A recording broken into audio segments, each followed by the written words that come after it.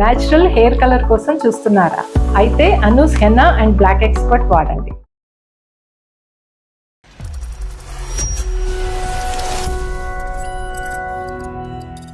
ఒక చిన్న మిస్టేక్ నా వల్ల జరిగింది. అది మిస్టేక్ కూడా కాదు సార్, నా చేతిలో నేను చేశాను. వాళ్ళ జీవితాన్ని కొంచెం స్పాయిల్ చేయాల్సి వచ్చింది. తను లేకపోతే ఇంకా నేను ఉండలేనంత స్టేజ్కి నేను వెళ్ళిపోయాను. తను అవాయిడ్ చేయడం స్టార్ట్ చేసేసరికి నేను సూసైడ్ అటెంప్ట్ కూడా చేయాల్సి వచ్చింది సార్. నిజంగా చనిపోవటానికా లేదంటే అతని చుట్టూ ఉచ్చు బిగించడానికా? తనని నా వైపు తిప్పుకోవాలనే సార్. తిరిగాడా? నేను మెంటల్ గా ఫిక్స్ అయిపోయాను, ఇంకా తను నాకు కావాలి అని. నువ్వు మెంటల్గా ఫిక్స్ అయ్యావా? మెంటలా నీకు? దీన్ని పిచ్చి అంటారు అని చెప్పారా నీకు ఎవరైనా? చెప్పాను, ఓకే చెప్పెడతాం. బ్లాక్మెయిల్ ప్రేమ అంటారు దీన్ని. వాళ్ళ వైఫ్ ఎలా చూసిందో తెలీదు, వాళ్ళ వైఫ్ ఫొటోస్ చూసింది. అయ్యింది ఎంత? నీకు ఎవరు దొరకలేదా, నా హస్బెండ్ దొరికిందని కొంచెం గలీజ్ గానే మాట్లాడింది సార్. ఆమె మీ పెళ్లి చేస్తాను రండి అని అందా? నీ హస్బెండ్ అంటే నాకు ఇష్టం, నువ్వు ఓకే అంటే ఇద్దరం ఉందామని చెప్పాను సార్. ఇద్దరు కలిపి ఉండటం ఏంటి? అది ఏమైనా హోటలా? అంటే కొంచెం కొట్టింది సార్ నన్ను. చీపురు కట్టలేదా? ఏమ్మా అసలు ఏం ఆడపిల్లలమ్మా మీరు? ఎలా మాట్లాడాలి నీతో? సిగ్గేస్తుంది. మీ కన్న తల్లిదండ్రులకి తెలుసా తెలీదా? అసలు దుంకు చచ్చిపోతారు వాళ్ళు నీలాంటి బిడ్డను కన్నందుకు. నేను ఒక రితికాని సతీష్ ఎక్స్. ఎందుకు ఫోన్ చేస్తున్నావు నాకు? ఏమవసరం? ఇంకేం చేయాలనుకుంటున్నావు నువ్వు అసలు? అక్క ఒక్కసారి నేను చెప్పేది విన్నాక నువ్వు. అక్కవతే నీకు అక్కవతే.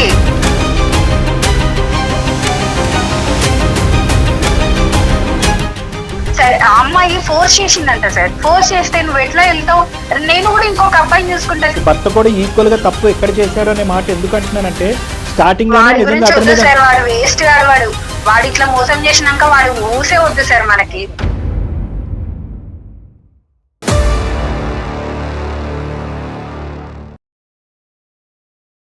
అందమైన జీవితం కార్యక్రమానికి స్వాగతం. నమస్తే కళ్యాణ్ గారు. నమస్తే జయ గారు. కళ్యాణ్ గారు, రితిక అనే ఒక అమ్మాయి మనకి మెయిల్ చేసింది.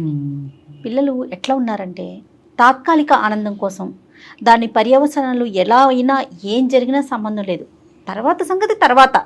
ఇప్పుడు హ్యాపీగా ఉన్నామా లేదా, దీనివల్ల మన జీవితం ఏమవుతుంది అస్సలు ఆలోచించట్లేదండి. పక్కవారి జీవితం ఏమవుతుంది, ఈ క్షణాన మనసుకి ఏది తోస్తే అది చేసి చూపిస్తున్నారండి.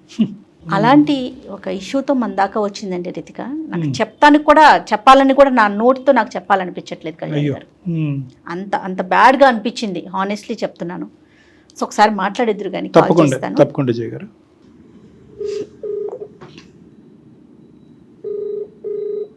హలో హలో రితిక గారమ్మా, నేను జయాని, సుమన్ టీవీ అందమైన జీవితం ప్రోగ్రామ్ నుంచి కాల్ చేస్తున్నాను. మేడం మీరా? థ్యాంక్ యూ మేడం, చాలా thank you so much phone చేసినందుకు. ఓకే అమ్మా, నాతో పాటు డాక్టర్ కళ్యాణ్ చక్రవర్తి గారు ఉన్నారు. మీరు మెయిల్లో ఏదైతే అంశాన్ని పెట్టారో అది పూర్తిగా ఎలాంటి అబద్ధం లేకుండా క్లియర్గా ఒకసారి డాక్టర్ గారికి చెప్పండి. Okay madam. రైట్ అమ్మ రితిక. నమస్తే సార్.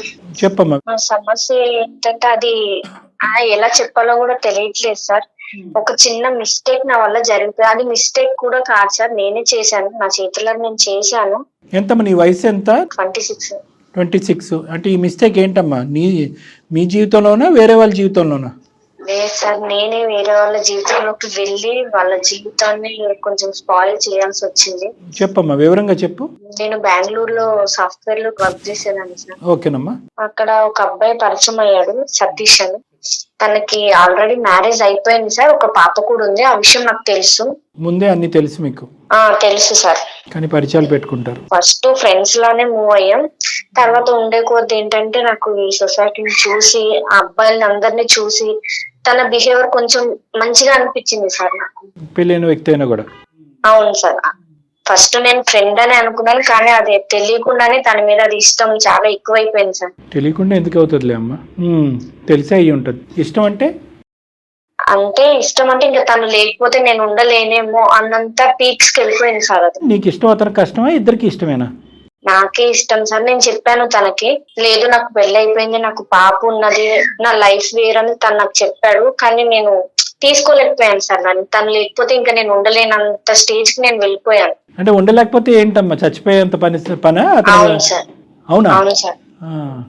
బాగానే చెప్తున్నావు, పోన్లే నిజాయితీగా చెప్తున్నావు. ఇదంతా వన్ సైడెడ్, నీ సైడే. అవును సార్. నేను తనకు ఒక రోజు చెప్పేశాను సార్, నువ్వు అంటే చాలా ఇష్టం, అది అందరు అబ్బాయిల మీద రావట్లేదు, నీ మీద చాలా ఇదిగా వస్తుంది నాకు, నువ్వు లేకపోతే నేను ఉండలేకపోతున్నాను. ఇట్లా చెప్పిన దగ్గర నుండి తను అవాయిడ్ చేయడం స్టార్ట్ చేశాడు సార్ నన్ను. అదేలేండి. నేను మెసేజ్లు చేసినా తను రిప్లై ఇవ్వకపోవడం, అంతకు ముందు చూపించిన కేరింగ్ అవంతా తను నన్ను కొంచెం అవాయిడ్ చేసేసరికి ఇంకా నేను దాన్ని తట్టుకోలేకపోయాను సార్. కేరింగ్ అంటే ఏంటి? అంటే తను ఫ్రెండ్ గా మూవ్ అయినా నేను దాన్ని తప్పుగా అర్థం చేసుకుని అది లవ్ గా నేను ఫీల్ అయ్యాను సార్. తను అవాయిడ్ చేయడం స్టార్ట్ చేసేసరికి నేను సూసైడ్ అటెంప్ట్ కూడా చేయాల్సి వచ్చింది సార్. అటెంప్ట్లా సార్ ఒక అటెంప్టా చాలా అటెంప్ట్లా? చాలా సార్లే చేశాను సార్. ఒకటైనా సక్సెస్ అయిందా? సక్సెస్ అయ్యింటే ఈరోజు మాతో మాట్లాడి ఉండేదానివి కాదు. సక్సెస్ అవ్వలేదు నీ సార్. ఆత్మ మాట్లాడి ఉండేది మాతో. సక్సెస్ అవ్వలేదు, చేసుకోవటానికి కారణం ఏంటి? నిజంగా చనిపోవటానికా లేదంటే అతని చుట్టూ ఉచ్చు బిగించడానికా? తనని నా వైపు తిప్పుకోవాలనే సార్. తిరిగాడా? చాలా నచ్చ చెప్పాడు సార్, నేను వినలేదు. నేను మెంటల్ గా ఫిక్స్ అయిపోయాను, ఇంకా తను నాకు కావాలి అని. నువ్వు మెంటల్గా ఫిక్స్ అయ్యావా? మెంటలా నీకు? నీ ఉద్దేశం ఏంటమ్మా, పెళ్లి చేసేసుకుందావా నాతోనే? అనుకున్నాను సార్. సెకండ్ వైఫ్ గా తను నన్ను తీసుకున్నా సరే దానికి కూడా నేను రెడీ అయ్యాను సార్. సెకండ్ వైఫ్ స్థానానికి రెడీ అయ్యావు? అయ్యాను సార్. మరి ఫస్ట్ వైఫ్ ఒప్పుకోకుండా రెడీ అయిపోయావా? అది నేను అప్పుడు ఆలోచించలేదు సార్. ఫస్ట్ ఏమనుకున్నా అంటే తను నాకు కావాలి, నేను తనని దక్కించుకోవాలి. తర్వాత జీవితాలు చిరుగుతాయి. మెంటల్ నేను ఏం చేశానో కూడా నాకు తెలియదు. తనతో నేను మాట్లాడాను, తను వినట్లేదు. నాకు ఆల్రెడీ లైఫ్ ఉంది, నీ లైఫ్ వేరు, నా లైఫ్ వేరు, నీకు మంచి ఫ్యూచర్ ఉంది తను చెప్పినా లేదు, నాకు నువ్వే కావాలి. ఎట్లా అంటే ఇంకా తనకు ఒక టార్చర్ లో అయిపోయాను నేను. ఫైనల్ గా అబ్బాయి నీ ఉచ్చులో పడే ముందు, అంటే నీ యొక్క హెరాస్మెంట్ లోనో శాడిజం లోనో ఇంకేం చేయలేక ఇందులో పడే ముందు ఎంత టైం పట్టిందమ్మా? ఎంతకాలం నువ్వు అతన్ని ఇలా వెంటాడావు? 1 year సార్. ఓయ్ బాబోయ్, ఆ అబ్బాయి నిజంగా 1 year రెసిస్ట్ చేశాడా? తప్పుగా అనుకోకమ్మా, ఇది ఫిజికల్ వాంచా లేదంటే? ఫిజికల్ గా కూడా చాలా, అంటే తనని ఇంకా నేను దక్కించుకోవడం కోసం నేను చాలా, ఇంకా ఎట్లా చెప్పాలంటే ఇది ఇంకా చెప్పినా తప్పులేదు సార్. చాలా దిగజారిపోయానని చెప్పొచ్చు నేను. ఎందుకంటే నేను చేసిన పని అలాంటిది కదా సార్. దిగజారిపోయానని చెప్పినా కూడా తప్పులేదు. ఒక అమ్మాయిగా షేమ్ గా ఫీల్ అవ్వాలి నేను, కానీ నేను చేసింది తప్పు కాబట్టి దాన్ని నేను ఒప్పుకుంటున్నాను సార్. ఈ అబ్బాయితో నేను అమ్మా ఇంక ఇలా అడుగుతున్నాను పచ్చిగా, ఇంకా చాలా మంది ఉన్నారు పెళ్ళైన మగవాళ్ళు? లేదు సార్, తనకు పెళ్ళైందని తెలుసు కూడా తనని చాలా ఇష్టపడ్డాను, అది తప్పే సార్ నాకు ఈ తెలుసు. స్పీడ్ లో నీకు ఎవరు చెప్పలేదా? అమ్మ నాన్న గానీ, ఫ్రెండ్స్ గానీ, స్నేహితులు గానీ?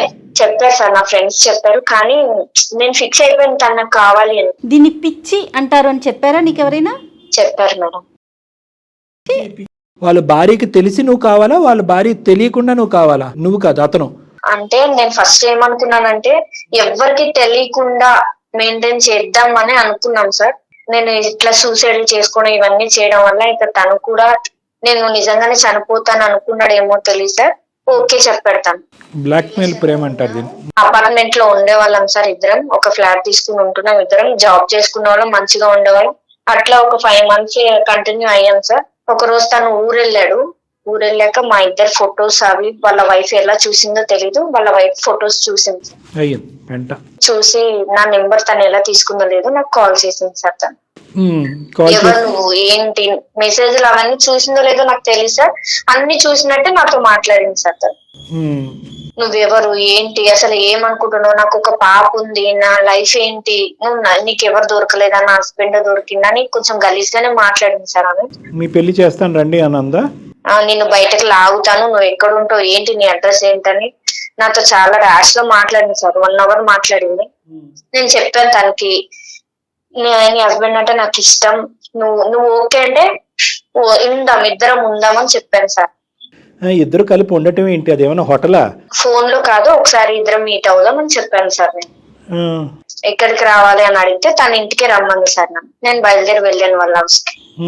అప్పుడు అసలైన సూసైడ్ అటెంప్ట్ అప్పుడు చూపెట్టి ఉండేది, ఊరుకుందా మరి? అంటే కొంచెం కొట్టింది సార్ నన్ను. కొంచెమే కొట్టిందా? చీపురు కట్టలేదా? పెద్ద గొడవ అయ్యింది. అదేంటంటే వాళ్ళిద్దరిది లవ్ మ్యారేజ్ అంట సార్. అదేబ్బా, ఆ అమ్మాయికి వాళ్ళ హస్బెండ్ అంటే చాలా ఇష్టం అంట సార్. ఆ అబ్బాయికి కూడా అమ్మాయి అంటే ఇష్టమేగా, నువ్వు దూరేంత వరకు.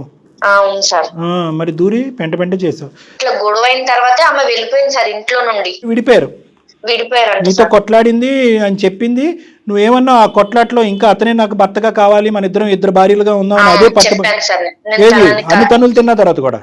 అవును సార్ చెప్పాను. నీకు ఇష్టం ఉంటే నేను ఇట్లా ఉంటాను, ఎవరికి తెలియకుండా ఉందాము, నేను సీక్రెట్ గానే ఉంటాను, మీ ఇద్దరికి మధ్యకి ఇబ్బంది ఏం తీసుకురాను నేను. కానీ తనంటే నాకు ఎక్కడ ఇష్టం. ఉంటావు సీక్రెట్ గా? మంచం కింద ఉంటావా? ఏం మాట్లాడుతున్నావు అమ్మా? సీక్రెట్ గా అంటే ఎక్కడ?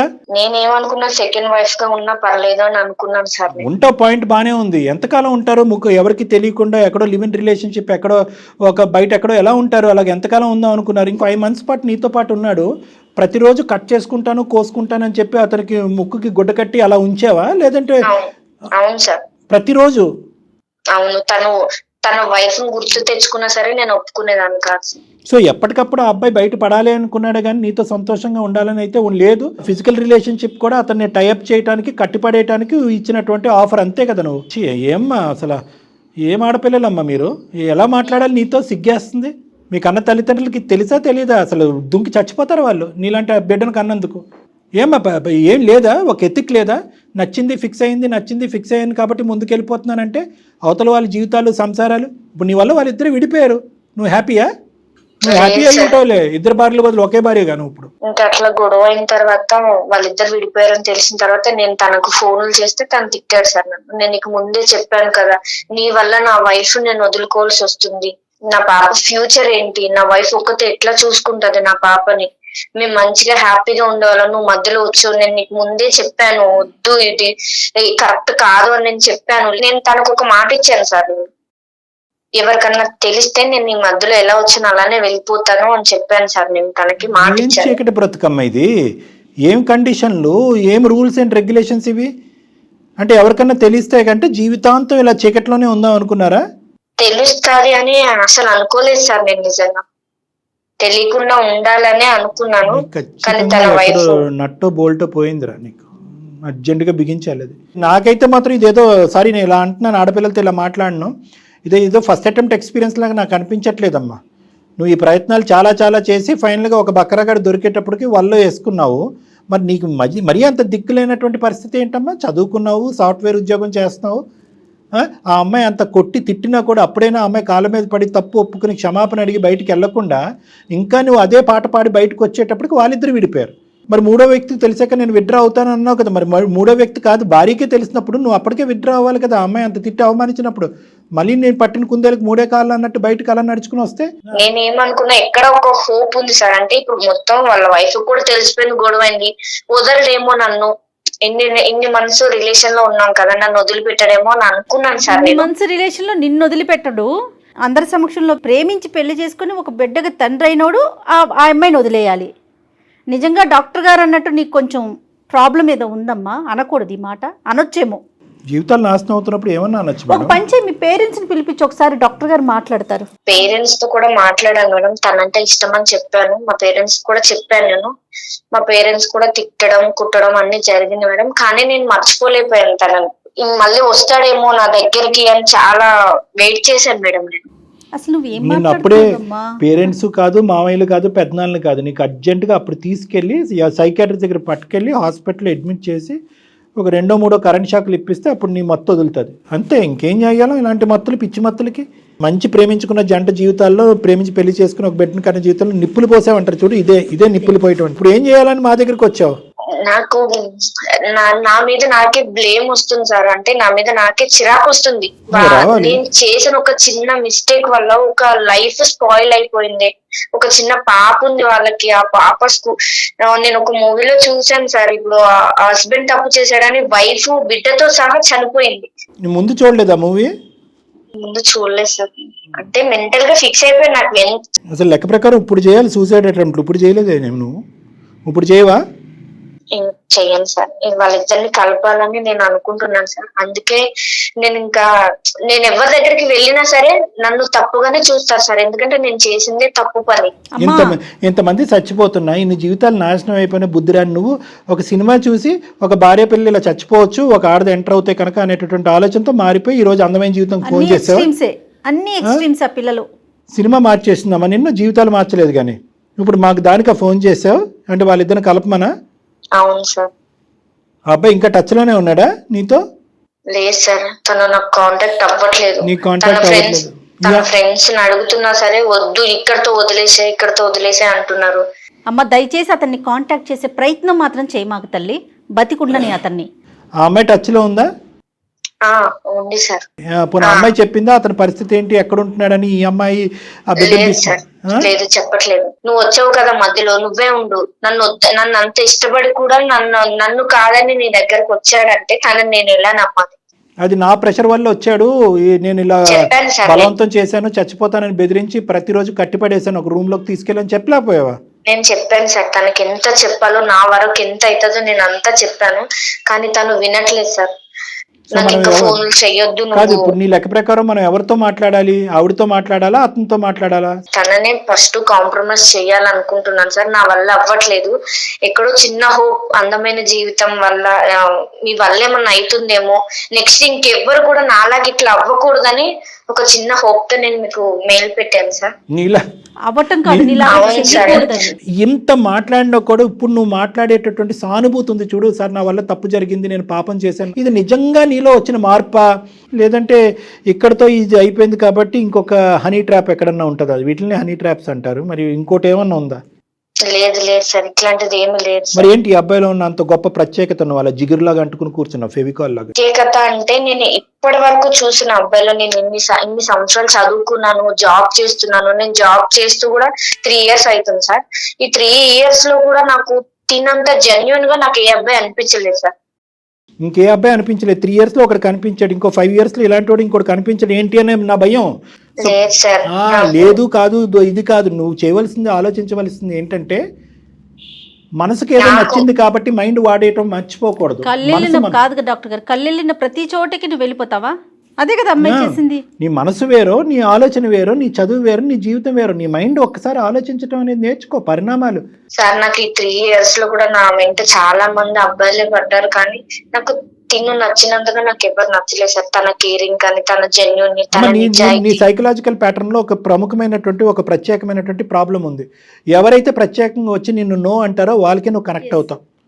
నీకు ఎస్ అనేటటువంటి వాళ్ళు, నీ వెంటబడేటటువంటి వాళ్ళు నీకు కనిపించరు. ప్రత్యేకంగా పెళ్ళైనటువంటి వాళ్ళు అయ్యి ఉండాలి, వాళ్ళకు ఒక బాధ్యతలు ఉండాలి. నీ నువ్వు వాళ్ళ చుట్టూరు 1 సంవత్సరం పాటు తిప్పించుకోవాలి. నువ్వు కోసుకుంటా అన్నా కూడా నీ వైపు ఇష్టం చూపెట్టకూడదు. ఇలాంటి వాళ్ళే నీకు నచ్చుతారు. జాగ్రత్త, నువ్వు చాలా జాగ్రత్తగా ఉండాలి. ఎందుకంటే కనుక నిన్ను నచ్చి నీ అంటూ వచ్చే వాళ్ళ గురించి మనకు సమస్య లేదు, కానీ నీకు నో చెప్పేవాడు దొరికాడంటే వాడు చచ్చినట్టే. కాబట్టి మా భయం ఏంటంటే, నీకు ఇప్పుడు ఆ అమ్మాయితో మాట్లాడటం, వాళ్ళని కలపటం ఒక ఎత్తు అయితే కనుక, పూర్తి స్థాయి పరివర్తన కౌన్సిలింగ్ నీ లోపలికి తీసుకురావడం కూడా ఒక ఇంపార్టెంట్ ఇష్యూ. దాని పరంగా కూడా నిన్ను ఒక సైకియాట్రిస్టో, సైకాలజిస్ట్కో రెఫర్ చేసుకుని ఆ పుణ్యం కట్టుకోవాలి, సమాజానికి పుణ్యం కట్టుకోవాలి. మేము ఇంకెంతకంటే పచ్చిగా నేనేం మాట్లాడలేను. నీకు ఇప్పుడు వచ్చినటువంటి ఈ తూతూ మంత్రం బుద్ధి నాకేదో వచ్చేసిందని అనిపించట్లేదు. ఎందుకంటే సినిమా చూసాక కనువిప్పు కలిగిందని నువ్వు అంటే నా బుర్రపాడైపోతుంది. నేను నిజంగా పశ్చాత్తాప పడుతున్నాను సార్. నాకు తెలిసింది నా వల్ల ఒక ఫ్యామిలీ ఇదైపోయింది, వాళ్ళ పాప ఉంది, వాళ్ళ లైఫ్ స్పాయిల్ అయిపోయింది సార్. నాకు నిజంగా తెలిసి వచ్చింది సార్. అంటారు కదా, అంతా అయిపోయిన తర్వాత ఏడ్చి ఏం లాభం అని. నాకు ఇప్పుడు అదే సిచ్యువేషన్ వచ్చింది సార్. మొత్తం అంతా జరిగిపోయింది. ఇప్పుడు నేనేం కోరుకుంటున్నానంటే సార్, నా వల్ల వాళ్ళ ఫ్యామిలీ ఇదైపోకూడదు సార్. వాళ్ళని కలపండి సార్ ప్లీజ్. నేను కోరుకుంటుంది అదే సార్. వాళ్ళు కలపటం ఒక ఎత్తు అయితే కనుక, నీ కండిషన్ గురించి కూడా మేము వర్రీ అవుతున్నాము. సరే, దాని గురించి తర్వాత ఆలోచిద్దాం. దీని గురించి అయితే కనుక నువ్వు ఈమెయిల్ పంపించా. నిజంగా ఈరోజు ఈమెయిల్ అమ్మ, ఈమెయిల్లో ఉన్న కంటెంట్ వివరించడానికి జయ మేడం చాలా ఇబ్బంది పడ్డారు ఈరోజు. కానీ అటువంటి ఇబ్బందికరమైనటువంటి పరిస్థితి కూడా ఈరోజు నువ్వు బాధితురాలిలాగా మేము ఈ కేసు డీల్ చేయట్లేదు. సర్వసహజంగా మనకు ఫోన్ చేసేటటువంటి వాళ్ళు బాధితులు. ఇక్కడ నువ్వు బాధితురాల కింద మేము టేకప్ చేయట్లేదు. నువ్వు కోరుకుంటున్నటువంటి వేరే వాళ్ళ యొక్క బాధితులు ఎవరైతే ఉన్నారో వాళ్ళ సిచ్యువేషన్ రెక్టిఫై చేస్తున్నాం, ఆ కుటుంబాన్ని కలపడానికి ఒక ప్రయత్నం చేస్తున్నాం. కానీ దాంతోపాటు నువ్వు మారటం అనేది కూడా చాలా ఇంపార్టెంట్. ఆ విధంగా కూడా నువ్వు ఫ్యూచర్లో కౌన్సిలింగో, ట్రీట్మెంట్కో వెళ్తాను అనేది కూడా నువ్వు ప్రామిస్ చేయాలి. ఎవరితో మాట్లాడదామమ్మా? అతనితో మాట్లాడదామా లేకపోతే అమ్మాయితో మాట్లాడదామా? మేడం, అక్కతో మాట్లాడదాం. అక్క తర్వాత మళ్ళీ బావతో మాట్లాడతావేమో. వద్దులేమ్మా, చెల్లెళ్ళు వద్దు తల్లి, రిలేషన్స్ వద్దు, అలాంటి కాంటాక్ట్స్ వద్దు. అమ్మాయి పేరేంటి? పద్మ మేడం. పద్మలాగే ఉండను. ఇప్పుడు రిలేషన్షిప్ కలపొద్దు. ఆ రిలేషన్ వద్దు, ఈ రిలేషన్ వద్దు. అసలు వద్దన్నదే అక్క అని. కలపమ్మ, కనెక్ట్ చేయి ఒకసారి. మరి ఓకే, మీకు అర్థమైందా కళ్యాణ్ గారు నేను ఈ మెయిల్ చెప్పలేకపోతున్నానని ఎందుకన్నాను అంటే? అందులో ఆ అమ్మాయి వయస్సు, మాట్లాడే తీరు, మెచ్యూరిటీ కాస్త ఏదో ఇబ్బంది ఉన్నట్లుందండి, నాకు అట్లా అనిపించింది.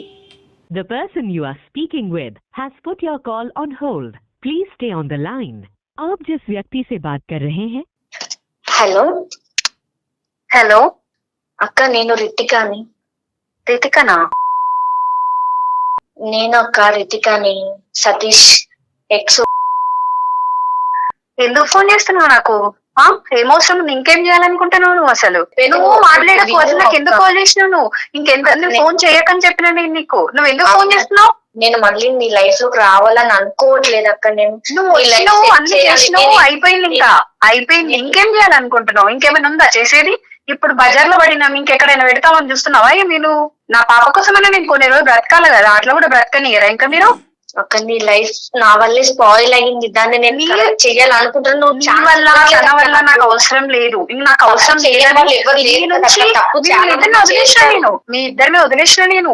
మీరు లవ్ బర్డ్స్ లెక్క తిరగండి, నాకు అవసరం లేదు. నేను మీ మధ్యలో ఎంత రాను. అర్థం చేసుకుంటున్నావు. ఇవన్నీ చెప్పు నాకు. అందుకే మోసం చేసిల్లా?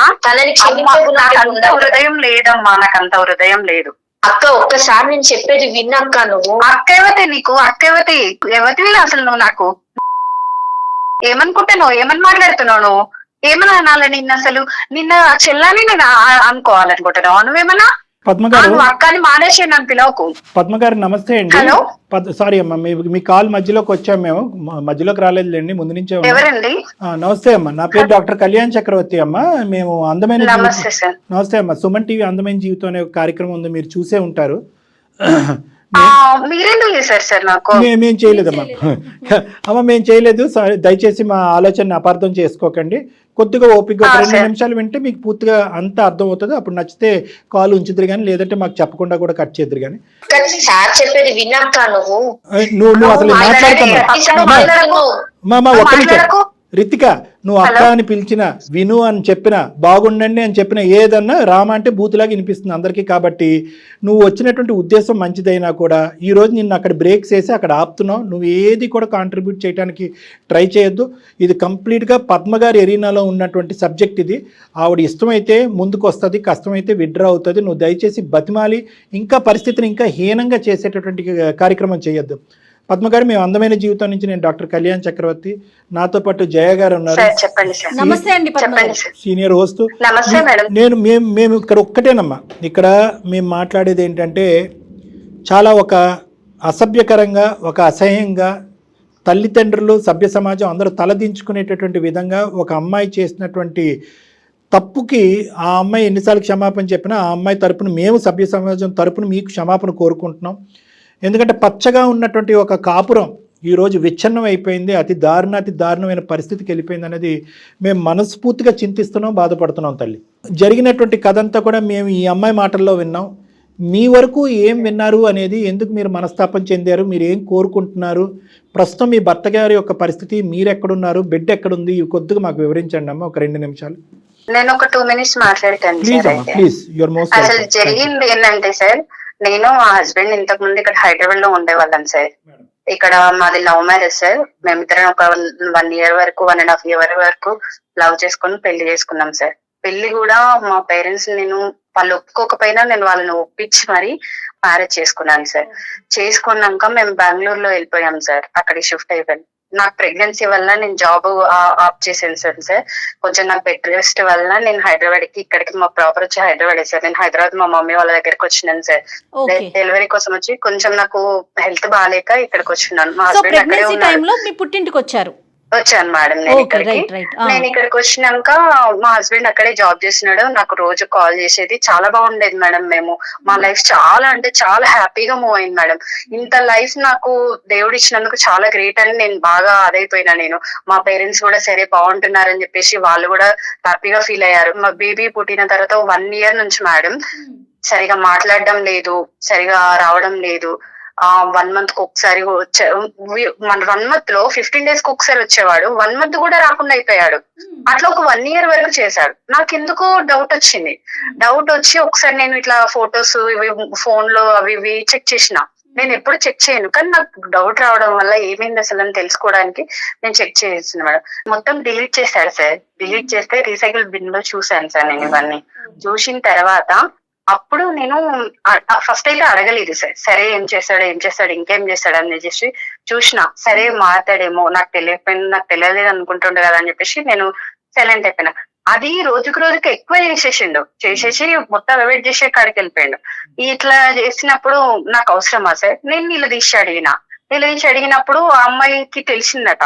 తెలిసి ఈయనేం చేసిండు, వదిలేసిన, నాకు అమ్మాయితో ఏం సంబంధం లేదు, ఆ అమ్మాయినే నన్ను ఫోర్స్ చేసింది, ఆ అమ్మాయి ఇట్లా అంటే. ఇప్పుడు రోడ్డు మీద ఎంతో మంది ఫోర్స్ చేస్తారు, అందరి దగ్గరికి వెళ్తారా సార్? అట్లా చెప్పండి. అడగాల్సింది అమ్మాయిని మీరే బాగా అడిగారు. ఇప్పుడు నా లైఫ్ గురించి ఆలోచించాలి కదా. నేను ఆయన నమ్ముకొని వచ్చిన కదా సార్, నా పేరెంట్స్ ని వదులుకొని. ఇప్పుడు తను రమ్మన్నదని తన దగ్గరికి వెళ్ళిపోతాడు అంటే నేను ఎట్లా కనిపిస్తున్నాను దానికి? అట్లా చేయడం పద్ధతి అవుతుంది సార్. నా సిచ్యువేషన్ నుండి ఆలోచించండి సార్. నా పేరెంట్స్ కి ఏం చెప్పాలి నేను? ఇవన్నీ అంటే మోసం చేయడానికి నన్ను పెళ్లి చేసుకుందైనా? అక్క తను నిన్న మోసం చెయ్యలేదు అక్క, నేనే తన. నువ్వు మాట్లాడకు, నాకు టైం ఇచ్చినప్పుడు నేను మాట్లాడుతున్నా కదా, నువ్వు ఎందుకు మాట్లాడుతున్నావు మధ్య మధ్యలో వచ్చి? మాట్లాడకు, నీకు అర్హత లేదు, నాకు అక్క అని పిలవకు.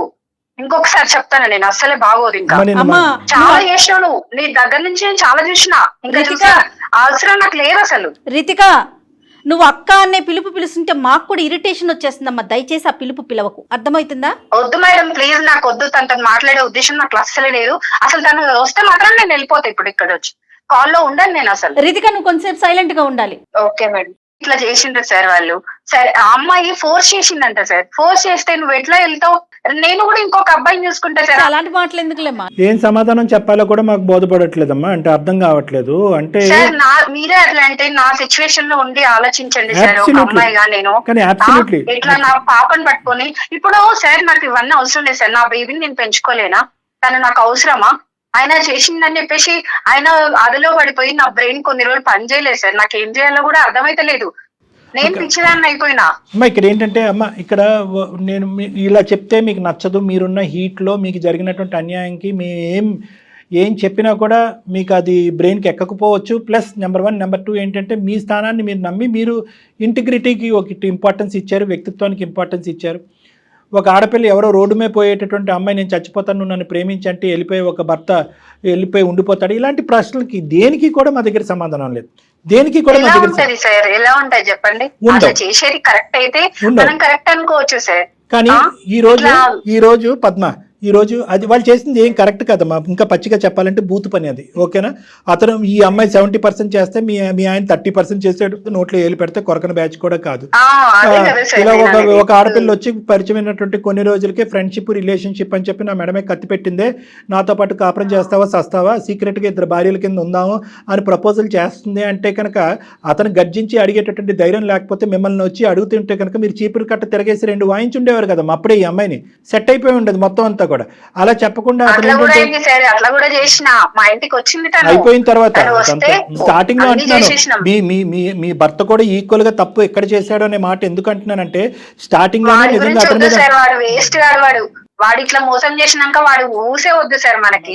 నువ్వు వాడంటావో వీడంటావో నాకు తెలియదు కానీ మనసు విలిగిపోయింది. వద్దు సార్, అట్లాంటి వ్యక్తులకి విలువ ఇయ్యని అవసరం లేదు మనము. అమ్మ నువ్వు ప్రేమించి నువ్వు పెళ్లి చేసుకున్నటువంటి భర్త గురించి నీకంటే నేను ఎక్కువ మాట్లాడలేను. అతనితో అసలు వాస్తవానికి నేను మాట్లాడలేదు, చూడలేదు, మీరిద్దరు చెప్తుంటేనే వింటాం. కానీ ఈ అమ్మాయి పరిచయం అయ్యేంత వరకు నేను మిమ్మల్ని కలపాలి లేదంటే ఖచ్చితంగా ఆ ఉద్దేశంతో నేను ఇక్కడ దిగలేదు. At the end of the day నేను మాట్లాడినటువంటి విధంగా నాకున్నటువంటి ఉద్దేశం నీ మనసులో ఎవరన్నా మాట్లాడారో లేదో నాకు తెలియదు. కాబట్టి ఒక్కసారి ఆ ఆప్షన్స్ అనేటటువంటిది, ఆ పాయింట్స్ అనేటటువంటిది, జీవితానికి సంబంధించినటువంటి ఆ బిడ్డకు సంబంధించిన భవిష్యత్తు గురించి కొన్ని అంశాలు నేను చెప్తానమ్మా. అవి నీ మనసుకు అత్తుకుంటే కనుక ముందుకు అడిగాయి, లేదంటే నువ్వు ఎక్కడైతే నిలబడ్డావో అక్కడే నిలబడు. నువ్వు ఈ అమ్మాయిని చూసుకుని మీ భర్తని ఇంకో 2 రెట్లు ఎక్కువ అసహించుకోవద్దు. ఈ అమ్మాయి డిలీట్ అయిపోయింది, అర్థమైందా? ఈ అమ్మాయి డిలీట్ అవ్వకపోయినా కూడా ఈ అమ్మాయిని ఖచ్చితంగా సొసైటీకి ఈ అమ్మాయి ఒక చీడపురుగు కింద ఉండకుండా ఈ అమ్మాయి మానసిక పరిస్థితి సరిచేసేటటువంటి ప్రయత్నం పూర్తి స్థాయిలో నేను చేస్తాను అనేటటువంటి విధానంగా నీకు వాగ్దానం చేస్తాను. ఈ అమ్మాయి కళ్ళ ద్వారా, ఈ అమ్మాయి మాటల ద్వారా, ఈ అమ్మాయి చేసిన పనుల ద్వారా నీ భర్తను చూడద్దు. నువ్వు ఎవరినైతే కనుక అసలు సిసలుగా ప్రేమించావో, నమ్మేవో, పెళ్లి చేసుకున్నావో, ఈ అమ్మాయి దూరేంత వరకు ఎంత చక్కగా మీ కుటుంబం ఉందో ఆ అబ్బాయి గురించే ఆలోచించమంటున్నాను. ఆ సతీష్ గురించే నేను ఆలోచించమంటున్నాను. ఇదంతా కూడా నేను ఒక బ్యాడ్ ఫేస్ కింద వర్ణిస్తానమ్మా. లేదండి, సతీష్ యొక్క ఆలోచనలో కూడా బలహీనత ఉంది. ఈ అమ్మాయి కాదు, అంతకుముందు కూడా అతని వ్యక్తిత్వంలో లోపాలు ఉన్నాయి. చాలా వీక్నెసెస్లో చాలా సందర్భాల్లో వేరే ఆడపిల్లలు కూడా ఇతన్ని ట్రాప్లోకి వెళ్ళాడని అనుకుంటే వేస్ట్. చరిత్ర చెప్పట్లేదు. నువ్వు తప్ప అతని జీవితంలో ఎవరూ లేరు. నిన్నే ప్రేమించాడు, స్వచ్ఛంగా పెళ్లి చేసుకున్నాడు, హ్యాపీగా బిడ్డను కానీ హ్యాపీగా ఉన్నారు. ఈ అమ్మాయి మామూలుగా పీడీ కాదమ్మా, personality disorder, narcissistic personality disorder అంటారు. వీళ్ళు ఎలాంటి భయంకరమైనటువంటి అంటే 100 మందికి ఇలాంటి ఆడపిల్లలు 3 ఉంటాయి. వీళ్ళే సమాజంలో జరిగేటటువంటి ఈ హత్యలు, ఆత్మహత్యలు ఇలాంటి వాటికని ప్రధానమైనటువంటి కారకులు. ఇప్పుడు ఈ విపరీతంగా న్యూస్ స్టోరీల్లో చూస్తున్నా చూడండి, ఎక్కడ ఉన్న అమ్మాయి మా జీవితంలో దూరింది, సర్వనాశనం చేసింది, నా మొగుడిని చిక్కుపోయి, వీళ్ళందరూ కూడా ఈ narcissistic personality disorders, border line personality disorders అంటారు. వీళ్ళకి ఏంటంటే వీళ్ళు ఏదన్నా పట్టుకుంటే కనుక 600 106 వాళ్ళు పట్టు మాత్రం వదలరు. ఈ అమ్మాయి వెనకట్ల పడినటువంటి మగాళ్ళు ఎంతోమంది ఉన్నారంట, ఆ లిస్టు మనకు అనవసరం. కానీ మీ ఆయన మామూలుగా రెసిస్ట్ చేయలేదు. ప్రతిరోజు అతని మెడ మీద కత్తి పెట్టడం కాదు కానీ తన మెడ మీద కత్తి పెట్టుకుని అతను అక్కడే కూర్చోపెట్టింది, భయపెట్టింది. మీ ఆయన ఎక్కడ భయపడ్డాడు అంటే కనుక, అరే ఇంత సాఫీగా మన ప్రయాణం జరుగుతుంది, ఇదేదో నా మట్టుకు నేనే ఇది తుంచేద్దాం, తీసేద్దాం, డైల్యూట్ చేసేద్దాం, నా మట్టుకే నేను డీల్ చేద్దాం, ఇది నా వైఫ్కి చెప్తే కనుక ఇంకా అపార్థం చేసుకుంటుందనే ఉద్దేశంతో ఏంటంటే రోజులు వారాలైనవి, వారాలు నెలలైనవి. సో వీళ్ళ రిలేషన్షిప్ అప్పటికే ఏంటంటే వీళ్ళిద్దరు ఒక బలహీనమైన క్షణంలో ఆ విధంగా కూడా ఫిజికల్గా కూడా ఇది అయిపోవటంతో అతను భయపడటం మొదలుపెట్టి సింగిల్ హ్యాండెడ్గా ఈ అమ్మాయిని తప్పించడానికి ప్రయత్నం చేసి పెద్ద తప్పు చేశాడు. మామూలు ఒత్తిడి పెట్టలేదమ్మా మీ భర్త మీద. ఈ అమ్మాయి గురించి నేను మాట్లాడతాను, నువ్వు డైరెక్ట్గా క్లినిక్కి వస్తే కనుక ఈ వ్యక్తిత్వాలు ఎలాగ ఎంత మంచి వ్యక్తినైనా కూడా ఎలా బొట్టులో వేసి ట్రాప్ చేసి జీవితాలను సర్వనాశనం చేస్తారు. ఇలాంటి అమ్మాయిలు నా దగ్గర ఎంతోమంది ఉన్నారు. వీళ్ళు కాలు తొక్కేస్తారు, తర్వాత సారీ చెప్తారు. బాధ ఎవరిది? మీ ఆయనది తప్పుంది కాదనట్లేదు, కానీ ఎంత శాతం తప్పుంది, అతని గురించి నీకు ఎంతవరకు తెలుసు? ఇప్పుడు అతని పరిస్థితి ఎలా ఉందో నాకు తెలియదమ్మా. ఈ అమ్మాయి కూడా చెప్పలేకపోతుంది. నీకైనా తెలుసా మీ ఆయన పరిస్థితి ఎలా ఉందో? అంటే ఇట్లా కొన్ని వ్యసనాలకి అలవాటు పడ్డాడని, డ్రింక్ చేస్తున్నాడని, హెల్త్ బాగా ఖరాబ్ అయిపోయిందని తెలిసింది సార్. నాకు కూడా చాలా సార్లు వచ్చి నన్ను బ్రతిమలాడిండు సార్. కానీ నేను కాంప్రమైజ్ కాలేకపోయాను కూడా. నేను వద్దు అని ఇంకా డిసైడ్ అయిపోయాను సార్. ఆయన పట్ల ఏమి ఇంకా ఆలోచించదలుచుకోలేదు నేను. అది ఓకే, నువ్వు ఆలోచించద్దు అంటే నేను ఆ మనిషిని చూడలేదు, ఆ మనిషితో మాట్లాడలేదు కాబట్టి నిన్ను ఒకే ఒకటి సిన్సియర్గా ఆనెస్ట్గా ఒక మనసున్న మనిషిగా నిన్ను ఒకే ఒక పాయింట్ అడుగుతున్నానమ్మా. నిజంగా అతని తప్పుని అతను రియలైజ్ అయ్యి నీ కాలమే పడ్డాడా? అవును సార్. ఒక్క తప్పిదం జీవితంలో, ఒక్క తప్పిదం, అది కూడా చేసినాక నేను ఎట్లా ఆయనని యాక్సెప్ట్ చేయాలి చెప్పండి సార్? ఆయన తప్పుని నేను ఎట్లా ఒప్పుకోవాలి? ఇంకా ముందట కూడా చేయడానికి నాకు గ్యారెంటీ ఏంటి సార్? ప్రేరేపించబడిన సార్ చెయ్యడు ఒక్క నువ్వు వదిలేసిన అవసరం లేదు, నాకు అవసరం లేదమ్మా, ఎవరి గురించి నాకు అవసరం లేదు. విస్తరలో అన్నం అంటే వడ్డించిన తర్వాత నువ్వు వచ్చి తూ అని అంటున్నావు. అమ్మా రితిక, నువ్వు మాట్లాడద్దు. నువ్వు ఇస్తావా సర్టిఫికెట్ మారేడని? వాళ్ళని కలపమంటావా వద్దంటావా? కలపమనే చెప్తున్నా. తన వైఫ్ అంటే చాలా ఇష్టం తనకి, అది నాకు తెలుసు సార్. నువ్వు తెలుసుకొని ఎట్లా చేస్తే బాగుంటదని చేసినావు కదా ఇన్ని రోజులు. తను చూస్తారని నేను ఎక్స్పెక్ట్ చేయలేదు సార్. సర్లే నువ్వు పాత స్టోరీ మళ్ళీ సినిమా తిప్పద్దు కానీ నీ వ్యక్తిత్వం గురించి తర్వాత మాట్లాడుకుందాం. అమ్మ ఈ అమ్మాయితో అసలు జోక్యం లేదమ్మా. అమ్మ ఈ అమ్మాయి అసలు ప్రస్తావన వద్దు. మీ ఆయన మారేడా లేదా అనేటటువంటిది ఈ అమ్మాయికి ఏం తెలుసు? పిచ్చిమోహం. ఈవిడ ఏదో పట్టుకుని ఏదో ఏలాడుతూ అందరి జీవితాలు నాశనం చేస్తుంది. అమ్మాయితో చాలా పని ఉంది మాకు, తర్వాత చెప్తాను నేను అది. నాకు నీ వరకు మాత్రం నీ భర్త ఈరోజు అతని పరిస్థితి ఏమీ బాగాలేదు అని అంటున్నావు. బిడ్డను బాగా చూసుకునేవాడు, భార్యను బాగా చూసుకునేవాడు. కేవలం ప్రెగ్నెన్సీ టైంలో ఈ అమ్మాయి పెట్టినటువంటి మానసిక పరమైనటువంటి ఇన్ఫ్లుయెన్షియల్ బ్లాక్మెయిల్ ఒత్తిడి ఇది. ఆ ఒత్తిడికి అతను తలొగ్గి ఒక తప్పు చేశాడు. నువ్వు ఇప్పటికిప్పుడు నువ్వు ఏదో ఒప్పేసుకుని నా మాట మీద గౌరవంతోనో ఇంకోటో ఏదో ముందుకెళ్ళిపోమని నేను అనట్లే. ఒక్కసారి మీరు వస్తే కనుక నేను కూడా అతన్ని ఫోన్ చేసి పిలిపించుకుంటాను నా దగ్గరికి. నా సమక్షంలోనే మీరు మాట్లాడుకోండి. దయచేసి ఈ కాపురం మాత్రం విడిపోవలసినటువంటి కాపురం కాదు. ఇలా అయితే కనుక మీరు కానీ ఈ బేసిస్ మీద విడిపోతే కనుక ఇదే ఎగ్జాంపుల్ తీసుకుని ఇలాంటి ఆడపిల్లలు చాలామంది ఉన్నారు సమాజంలో. ఈ మొత్తం ప్లాట్ఫామ్ని, ఈ ఎపిసోడ్ని వాళ్ళకి కావాల్సినటువంటి విధంగా వాడుకుని అరే ఇలా పొల్ల పెడితే కనుక విడిపోతారనమాట అనేటటువంటిది ఎగ్జాంపుల్ కింద తీసుకుని ముందుకెళ్తారమ్మా. మీరిద్దరు భార్యాభర్తలు మీ ప్రేమ నిజమైంది అనేటటువంటిది ప్రూవ్ చేసుకోవాలి. ఆ పిల్లకి ఒక చక్కటి తల్లిదండ్రుల కింద మారి ముందుకెళ్తాం అనేటటువంటి ఆలోచనతో ముందుకెళ్ళాలి. దానికి మీ ఇద్దరిని కలపడానికి ఏ వంతు ప్రయత్నం చేయమన్నా నా వంతు ప్రయత్నం చేస్తాను. ఏ స్థాయి వరకైనా వెళ్తా. మార్పు రాకపోతే మీ ఆయన కూడా మొండిగా వ్యవహరించి ఏమీ రియలైజ్ కానటువంటి మీరు మాట్లాడండి సార్, మరి మాట్లాడండి ఫస్ట్, మీరు తనతో మాట్లాడండి సార్, నేను పిలిపిస్తాను. తర్వాత నేను ఆలోచిస్తా సార్ నేను కూడా. వెరీ గుడ్ అమ్మా, వెరీ గుడ్. అట్లీస్ట్ నాకు ఆ చిన్నపాటి అవకాశం ఇచ్చావు కదా, నేను దూరిపోతాను. నేను అనేది ఏంటంటే అతనికి ఫోన్ చేస్తాను, అతనికి ఫోన్ చేసి నా క్లినిక్ పిలిపించుకుని నేను మాట్లాడతాను. నేను ఫోన్ చేసినప్పుడు ఒక 2-3 సార్లు అతనితో మాట్లాడిన తర్వాత నువ్వు వద్ది కానీ ఇద్దరు ఎదురు కూర్చొని మాట్లాడుకుందాం. మీరిద్దరు ఏమనుకుంటే అదే ఫైనల్గా నేను ఏకీభవిస్తాను. నా నమ్మకం నాకు ఉంది కానీ final decision is up to both of you. సరే సార్, నేనైతే కాంప్రమైజ్ అవ్వలేను సార్, మీరు చెప్తున్నారు కాబట్టి మీరు నువ్వు కాంప్రమైజ్ అవ్వద్దమ్మా. ఒకసారి వినండి చాలు.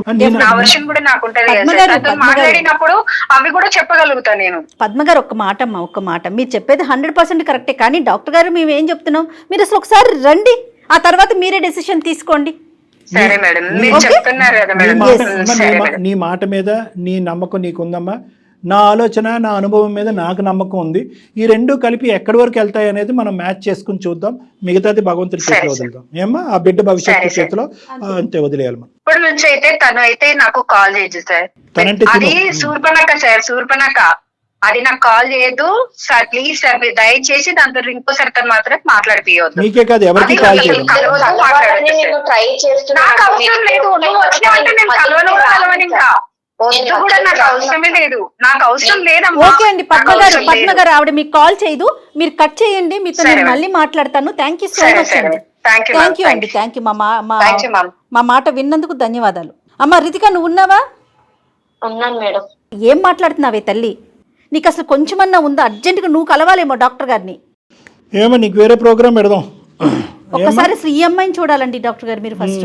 అమ్మ, నీ స్థానం ఏంటనేది నీకు అర్థమైంది కదా రితిక. నువ్వు ఎక్కడ నిలబడాలో అక్కడ నిలబడాలి. మార్పు అనేటటువంటిది రావాలి. మీ తల్లిదండ్రుల సమక్షంలో నీకు కూడా నేను తీసుకొచ్చి కౌన్సిలింగ్ చేయించాలి. వాళ్ళని కూడా నిన్ను కొద్ది గ్రిప్లో పెట్టుకోవాలి. నిన్ను ఇలా అయితే మాత్రం ఒంటరిగా ఉండకూడదు. నువ్వు ఏ ఊరు వెళ్తే ఆ ఊరికి మీ తల్లిదండ్రులు కూడా వెళ్ళాలి. అక్కడ ఏ సైకియాట్రిస్ట్ సైకాలజిస్ట్ ఉంటే వాళ్ళ దగ్గర కౌన్సిలింగ్ చేసుకోవాలి. అర్జెంటుగా నీకు ఒక మగాడిని ఇచ్చి పెళ్లి చేయాలి. ఈ ఎజెండా అంతా నిండేంత వరకు దయచేసి ఈ కౌన్సిలింగ్, ఈ మానిటరింగ్, ఈ సూపర్విజన్ లూప్లోంచి మాత్రం బయటికి రాకమ్మా. నీకు సత్కోటి వందనాలు. నువ్వు ఈరోజు ఏదైనా మంచి పని చేసావు అంటే కనుక ఈ పరిస్థితిని మా వరకు తీసుకొచ్చి వాళ్ళని కలపటం అనేటటువంటి దానికి మేము ధన్యవాదాలు హర్షిస్తున్నాం. ఆ ఒక్కదాని వల్ల మేము చాలా హ్యాపీగా ఫీల్ అవుతున్నాం. ఇది కూడా నువ్వు చేసి ఉండకపోతే కనుక అసలు నిన్ను ఇంకా సమాజం మేము ఇంకెంత చెదిరించుకుని అసహించుకునే వాళ్ళం. తప్పకుండా నువ్వైతే మాత్రం డాక్టర్ గారిని కలవాలమ్మా. Okay madam. అమ్మ దయచేసి నువ్వు మాత్రం వాళ్ళ జీవితాన్ని ఉద్ధరించే కార్యక్రమం ఏం చేయకు, ముందు నీ జీవితం ఏదో నువ్వు చూసుకో. అర్థమవుతోందా? Okay madam. అర్జెంటుగా డాక్టర్ గారిని కలవండి. మళ్ళీ అది వదిలేసాయి. నీకు దండమే తల్లి, ముందు అసలు వాళ్ళిద్దరిని వదిలే, వాళ్ళ జీవితం వాళ్ళు బతుకుతారు. ముందు నీ గురించి నువ్వు చూసుకో.